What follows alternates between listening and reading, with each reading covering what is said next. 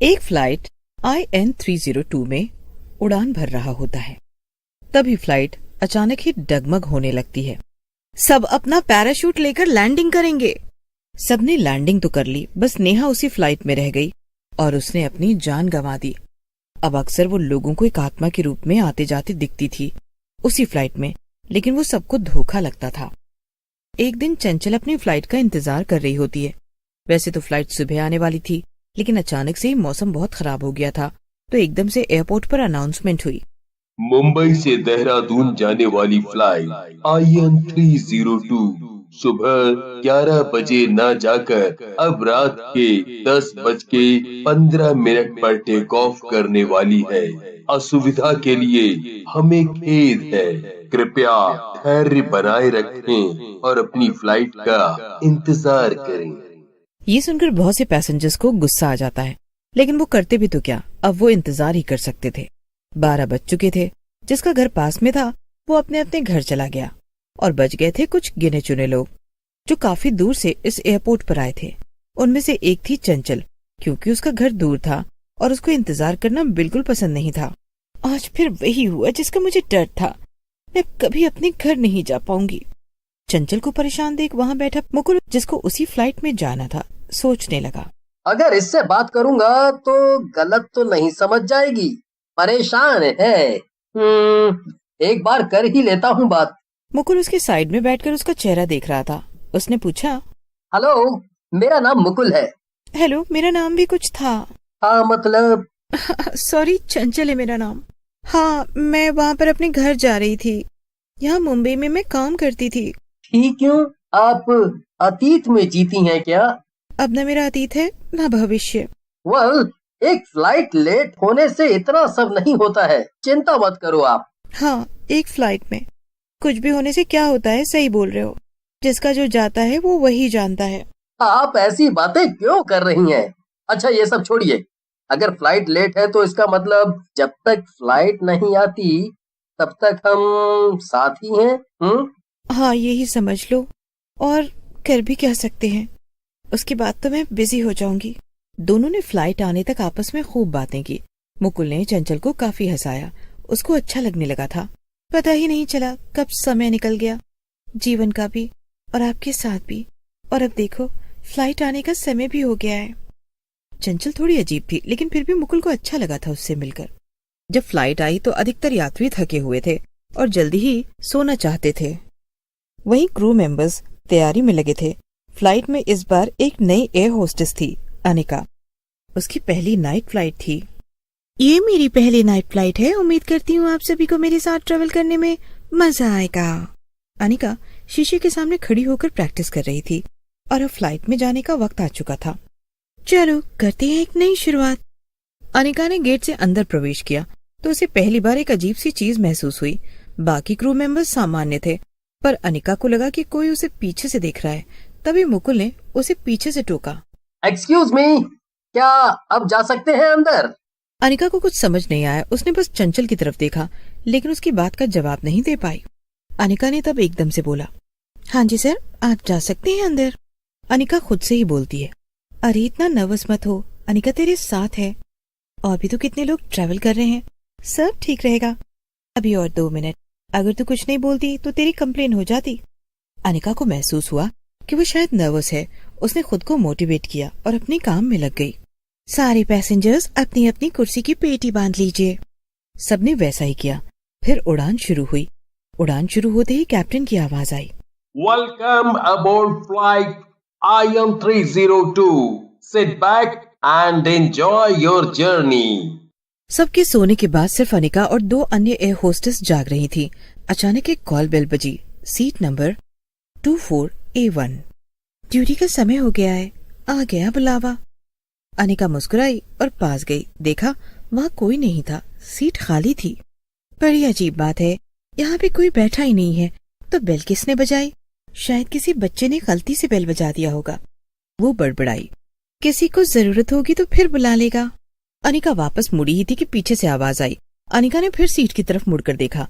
अब उस सीट पर एक लड़की बैठी थी, नीला यूनिफॉर्म, आंखें भारी। अनिका को बड़ा आश्चर्य हुआ। उसने मन में सोचा, अरे ये कैसे हो सकता है, अभी तो यहाँ पर कोई नहीं था। पर अचानक से ये कहाँ से आ गई? वो डर भी रही थी। अनिका की सोच को तोड़ने के लिए उस लड़की ने फिर से बेल बजाई। बेल की आवाज सुनते ही अनिका एकदम से होश में आ गई और पूछा, आपने बेल दबाई थी अभी थोड़ी देर पहले? लड़की ने थोड़ी देर तो अनिका को घूरा, फिर धीरे से उस लड़की ने गर्दन हिलाई और बोली, हाँ मुझे पानी चाहिए। अच्छा मैं अभी ला देती हूँ, ठंडा पानी। मुझे ठंडा नहीं, गर्म पानी चाहिए। बड़ी अजीब सी आवाज थी इस लड़की की। अनिका ने जल्दी से पानी गर्म किया और लेकर गई, लेकिन जब वो लौटी सीट खाली थी। अरे अब कहाँ चली गई है? मैडम आप कहाँ हैं? आपका पानी ले आई हूँ मैं। जब अनिका ने अपने सीनियर से इसका जिक्र किया वो चौंक गई। सीनियर ने गहरी सांस ली और धीमे स्वर में कहा, कौन थी? नेहा? अनिका ने पूछा। कौन नेहा? क्या वो मुझसे कुछ चाहती है? ये तो मैंने नहीं सोचा था कि मेरी पहली फ्लाइट ऐसे होने वाली है। अनिका अब बार बार उसी सीट पर जा रही थी। तभी उसको फिर से नेहा दिखाई दी। उसी के पीछे खड़ी थी। नेहा ने एकदम से जब अनिका से कुछ बोला तो वो डर गई। तुम अनिका हो? हाँ। आप बस मुझे क्यों दिखाई दे रही हैं? अब तुझे तो पता चल गया ना कि मैं मर चुकी हूँ। मुझे माफ कर दीजिए प्लीज। अचानक से भूतिया नेहा गायब हो जाती है। अनिका अब डर में रहने लगी। बस फ्लाइट जल्दी खत्म हो और मैं नीचे उतरूं। तभी फिर से बेल बजी। इस बार अनिका को डर लगा क्योंकि रात के 2:30 बज रहे थे। कहीं वही तो नहीं है। जब अनिका ने देखा कि एक यात्री ने शिकायत की है, अनिता उसके पास गई और पूछा, क्या हुआ सर? ये सब क्या है जी? कब से कोई टॉयलेट में है? सर आपने चेक किया? और जी टॉयलेट अंदर से बंद है और कोई आवाज आ रही है। वो वहाँ से जाती है लेकिन बहुत डरते डरते। ये मैडम ने मुझे भेजा है, जिससे मुझे डर लगता है उसी जगह। अनिका ने जैसे टॉयलेट का दरवाजा खटखटाया, अंदर से किसी औरत की बुदबुदाहट सुनाई दी। मुझे अभी उड़ान भरनी है, मेरी ड्यूटी है, कोई नहीं रोकेगा मुझे। अनिका कांप उठी। दरवाजा झटके से खुला। अंदर कोई नहीं था, लेकिन शीशे पर एक नाम लिखा था, नेहा, खून जैसी लाल लकीरों से। कुछ देर बाद एक यात्री चिल्लाया, अरे खिड़की के बाहर कोई है? कैप्टन ने कहा, हम 25,000 की फीट की ऊंचाई पर हैं, बाहर कोई नहीं हो सकता। एक औरत यूनिफॉर्म में खिड़की से बाहर उड़ रही थी। उसका चेहरा झुलसा हुआ था और वो हमें घूर रही थी हमें। ये तो चंचल है, लेकिन ये सब कैसे हुआ? ये चुड़ैल है तो इतने समय मेरे साथ थी, वो सब क्या था? तभी वो ऐसी बातें कर रही थी। मतलब यही नेहा है जो उस उड़ान में मर गई थी।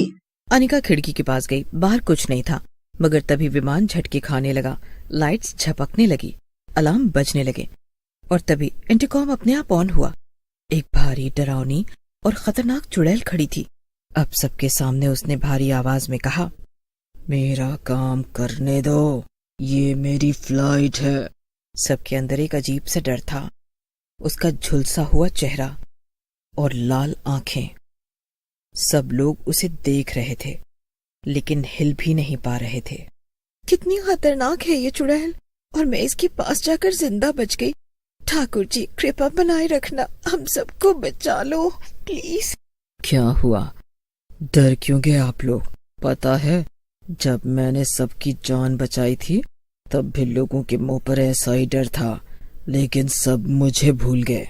कैप्टन ने विमान लैंड करने की काफी कोशिश की, पर जैसे किसी ने कंट्रोल ले लिया हो। विमान अपने आप उड़ता जा रहा था, बिना किसी नियंत्रण के।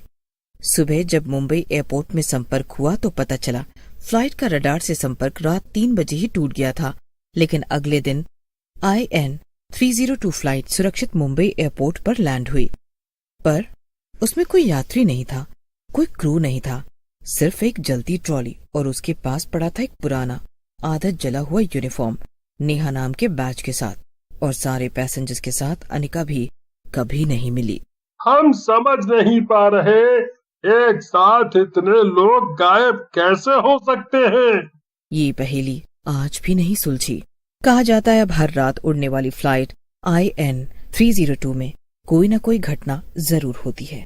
यात्रियों की माने तो रात को जब सब सो जाते हैं तब एक भूतिया औरत धीरे धीरे गलियारे में घूमती है, जलता चेहरा, बर्फ जैसी ठंडी मुस्कान।